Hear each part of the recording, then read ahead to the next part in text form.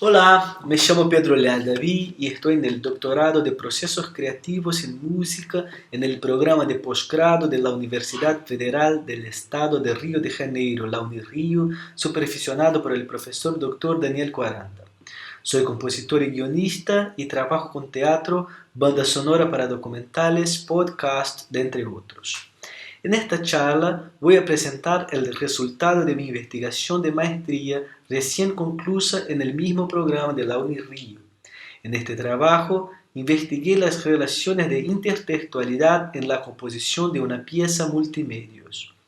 Trago Noticias de Otro Lugar fue compuesta para violín, electrónica y un narrador. En su plan original se destinaba a ser encenada en vivo, pero con la pandemia del coronavirus fue presentado un experimento audiovisual con cerca de 30 minutos de duración. La pieza es basada en las obras y en la trayectoria de vida del artista brasileño Manuel Messias, que producía sobre todo grabados.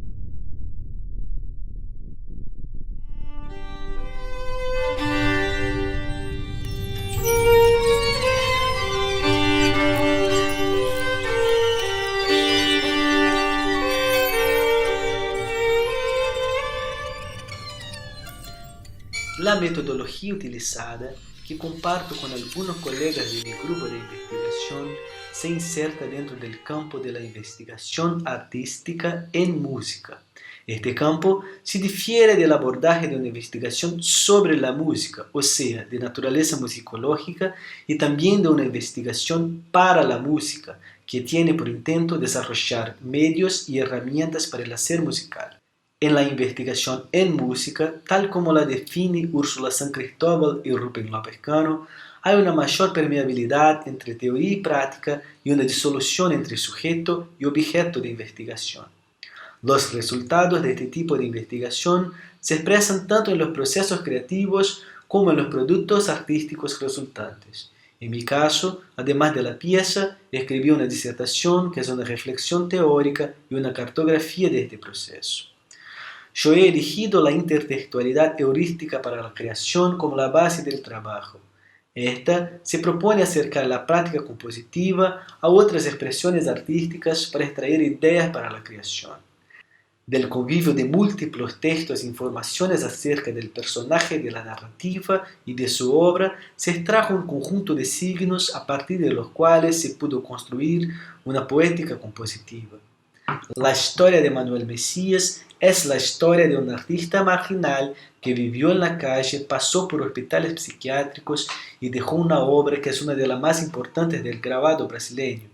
Sus creaciones se encuentran dispersas en catálogos o en manos de algunos coleccionistas. Hay pocos informes o verbetes de enciclopedias sobre él y solo hay un testimonio suyo en video.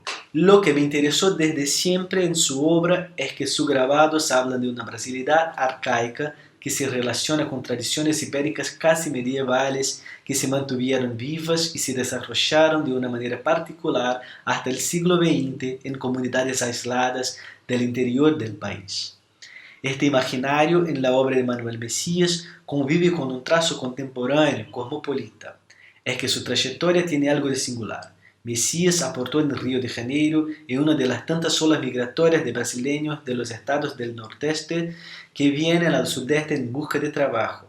Su madre se fue a trabajar como empleada doméstica en una casa de una familia vinculada al circuito de las artes del Río, y Manuel Messias desde niño recibió becas de estudio en escuelas de bellas artes. Ha obtenido premios, participado en exposiciones, pero vivió muchos años en la miseria, cargando su obra por las calles en una carretilla. Para traducir estos hechos y sobre todo el conjunto de fuerzas que emana de su obra en música y escena, elaboré lo que Daniel 40 llama de campos emocionales de signos. A partir de ejercicios de heurística fueron desarrollados diagramas que orientaron el guión o libreto y la composición musical. Esto fue hecho dentro de lo que San Cristóbal y López Cano llaman de bucle de investigación, acción, creación, reflexión. O sea, un ciclo de retroalimentación entre los estudios teóricos, la planificación, la práctica compositiva y la reflexión constante acerca de los resultados.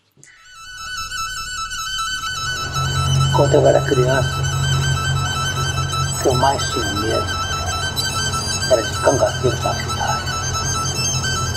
Eu vivia sonhando com isso.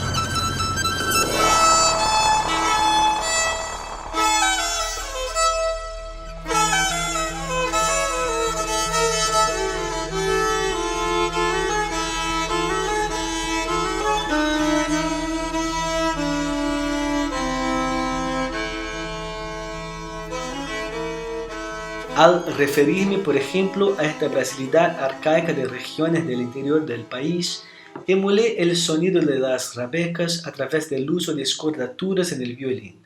Las rabecas son instrumentos típicos de estas culturas del Nordeste. La evocación de su timbre con escordaturas y melodías modales marcan toda la primera parte de la pieza. Así como los grabados de Manuel Mesías tienen una trayectoria que parten del blanco y negro para el color, de líneas amorfas hasta las formas geométricas, también la música parte del modalismo para un atonalismo libre a lo largo de toda la pieza.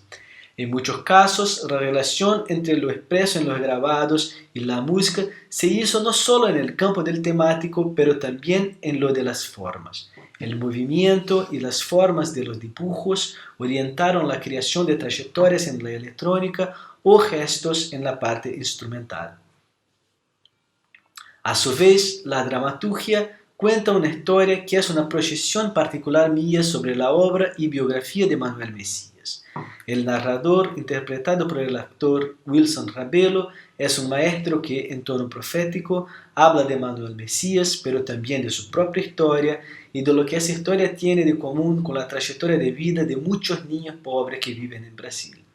Este tipo de libertad poética sobre el biografado constituye lo que Augusto de Campos llama de transcriación, o sea, una relación de traducción en la que no se busca tener fidelidad para con los originales, sino extraer y actualizar su campo de fuerza.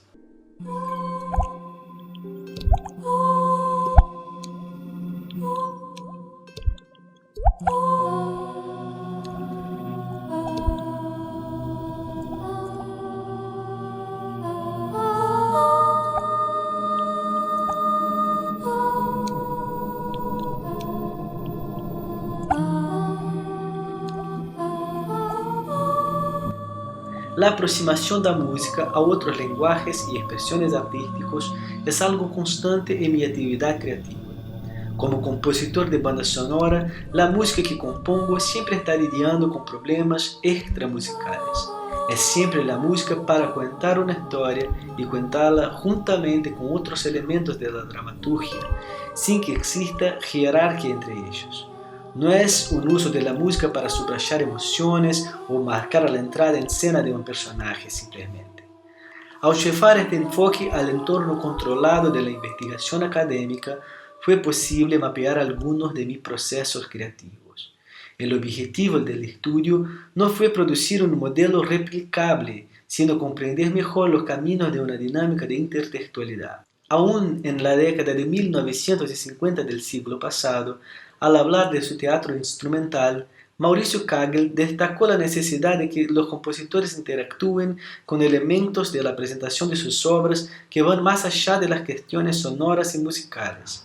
El compositor para Kagel dejó de ser un tipo en busca de un buen libreto para poner música y comenzó a tomar decisiones sobre la dramaturgia, el movimiento de los intérpretes en el escenario, la iluminación, entre otros. Al abordar otros lenguajes expresivos, la práctica musical innova su repertorio creativo y puede lanzarse en dirección a un público que en el siglo XXI ya no se pregunta si está delante de una pieza de teatro, de una performance o de una pieza de música, y que convive con narrativas no lineales. Al ingresar en el campo que investiga la producción de significado en la música, traté de unirme al grupo que piensa que la música expresa más que su contenido meramente musical.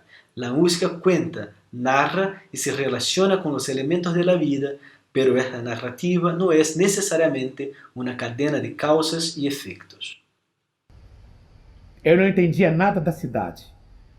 Não sabia como funcionavam os quarteirões, a lógica das ruas, mas eu trazia um papel com o endereço no bolso e parti em busca da minha mãe. Estava a mãe. Estava a mãe fazendo compras,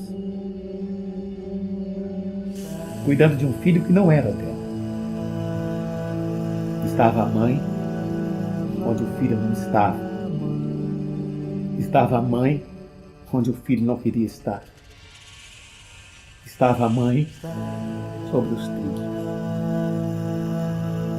Estava o filho.